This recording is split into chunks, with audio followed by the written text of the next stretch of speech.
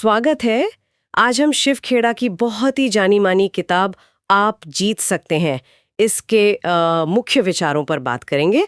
हमारे पास इसका एक अच्छा सारांश है। जी हाँ, ये किताब असल में हमें सिखाती है कि कैसे हमारी सोच, हमारी आदतें, ये सब मिलकर हमें कामयाबी दिला सकती हैं। और मकसद सिर्फ जानना भर नहीं है, बल्कि इन तरीकों को अपनी जिंदगी में उतारना भी है। बिल्कुल। और खेड़ा का वो एक कथन तो बहुत ही फेमस है, जीतने वाले अलग काम नहीं करते, वे कामों को अलग तरीके से करते हैं। तो चलिए इसी से शुरू करते हैं। सारांश में जो पहला पॉइंट है वो है दृष्टिकोण, एटीट्यूड। हाँ, दृष्टिकोण। इसमें कहा गया है कि हालात उतने मायने नहीं रखते जितनी हमारी प्रतिक्रिया। मतलब एक पॉजिटिव सोच वाला इंसान मुश्किल में भी कोई ना कोई अवसर देख ही लेता है। हाँ, जैसे वो उदाहरण दिया है ना, एक टीचर बच्चे को प्रेरित करता है, दूसरा उसे शायद और नीचे गिरा दे। बिल्कुल यही तो है नजरिए का खेल। सकारात्मक नजरिया हमें सॉल्यूशंस ढूंढने में मदद करता है, जबकि नेगेटिविटी वो तो हमें मौके देखने ही नहीं देती। पॉजिटिव लोगों के साथ रहना, शिकायत की जगह समाधान पर ध्यान देना, ये सब इसमें काफी मदद कर सकता है। अच्छा, नजरिए के बाद जो अगली अहम बात है वो है आत्मसम्मान, सेल्फ एस्टीम। सारांश साफ कहता है कि इसका मतलब कोई घमंड या एरोगेंस नहीं है। नहीं, बिल्कुल नहीं। ये है खुद पर विश्वास, खुद की कीमत समझना। क्योंकि जब हम खुद को महत्व देते हैं तभी तो आत्मानुशासन आता है। मतलब अपने सुधार के लिए मेहनत करने की इच्छा जगती है। और इसमें यह भी है कि दूसरों से बेकार की तुलना ना करें और वो मैं योग्य हूं वाली सोच उसे मजबूत करें। हाँ, वो बहुत जरूरी है। अच्छा, इसके बाद आता है लक्ष्य निर्धारण, गोल सेटिंग। हाँ, खेड़ा कहते हैं कि बिना लक्ष्य के जीवन कैसा है, जैसे बिना नक्शे के सफर पर निकल जाना। सही बात।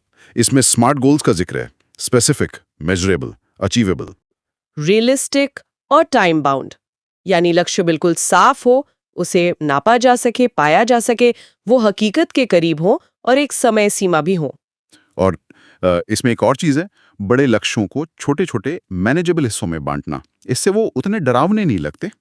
और लक्ष्यों को लिख लेना। हाँ, लिखना जरूरी है। और उन्हें हासिल करते हुए सोचना, मतलब विजुअलाइज करना। इससे प्रेरणा बनी रहती है। ठीक है, लक्ष्य बन गए, अब उन्हें पाने के लिए चाहिए आत्मानुशासन, सेल्फ डिसिप्लिन। अनुशासन का मतलब क्या? सही काम सही समय पर करना, चाहे मन हो या ना हो। बिल्कुल।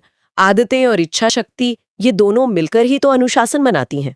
जैसे सुबह जल्दी उठना या एक टू डू लिस्ट फॉलो करना। हाँ, आदतें ही तो हमारा भविष्य तय करती हैं। अनुशासन के बिना अच्छे अच्छे लक्ष्य भी बस कागज पर रह जाते हैं। ये एक तरह की मांसपेशी है, जितना अभ्यास करेंगे उतनी मजबूत होगी। सही कहा। अच्छा, ये तो हो गई अपनी अंदरूनी बातें, लेकिन सफलता में दूसरों के साथ हमारे रिश्ते, हमारी बातचीत, इसका भी तो रोल है। हाँ, बहुत बड़ा रोल है। कम्युनिकेशन, और किताब में सुनने पर ज्यादा जोर है, बोलने से भी ज्यादा। हाँ, लोग ये याद रखते हैं कि हमने उन्हें कैसा महसूस कराया। बिल्कुल। एक्टिव लिसनिंग मतलब सिर्फ सुनना नहीं, सामने वाले को समझना, उसकी बात को महसूस करना और सच्ची तारीफ करना। ये चीजें रिश्तों को बहुत मजबूत बनाती हैं। और आलोचना, अगर कोई आलोचना करे तो उसे व्यक्तिगत तौर पर ना लें, उसे एक फीडबैक की तरह देखें, सुधार का एक मौका। ठीक है।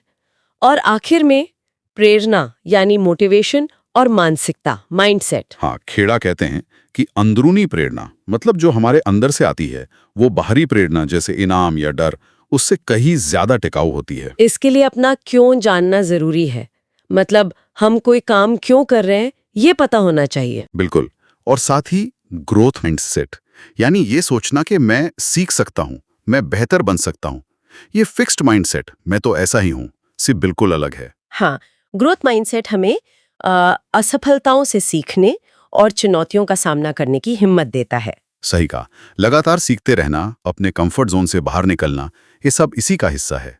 तो कुल मिलाकर शिव खेड़ा का संदेश एकदम साफ है। सफलता कोई तुक्का या संयोग नहीं है। ये हमारे नजरिए, हमारी तैयारी, मेहनत और अनुशासन, इन सब का नतीजा है। जैसे उन्होंने कहा था, success is not an accident. बिल्कुल। और सबसे अच्छी बात यह है कि हमारा अतीत चाहे जैसा भी रहा हो, भविष्य तो आज के कर्मों से ही संवरेगा। सफलता कोई एक मंजिल नहीं है जहां पहुंचकर रुक जाना है। ये तो एक लगातार चलने वाली यात्रा है। चलते चलते एक बात और। जी। खेड़ा इस पे जोर देते हैं कि काम को अलग ढंग से करना है, तो इन सब बातों को सुनने के बाद ये सोचना दिलचस्प है कि आज हम ऐसा कौन सा एक छोटा सा कदम उठा सकते हैं जिसे थोड़ा अलग तरीके से करें और शायद उससे हमारे भविष्य की दिशा थोड़ी बदल जाए। ये वाकई सोचने वाली बात है। एक छोटा सा बदलाव जो बड़ा फर्क ला सकता है।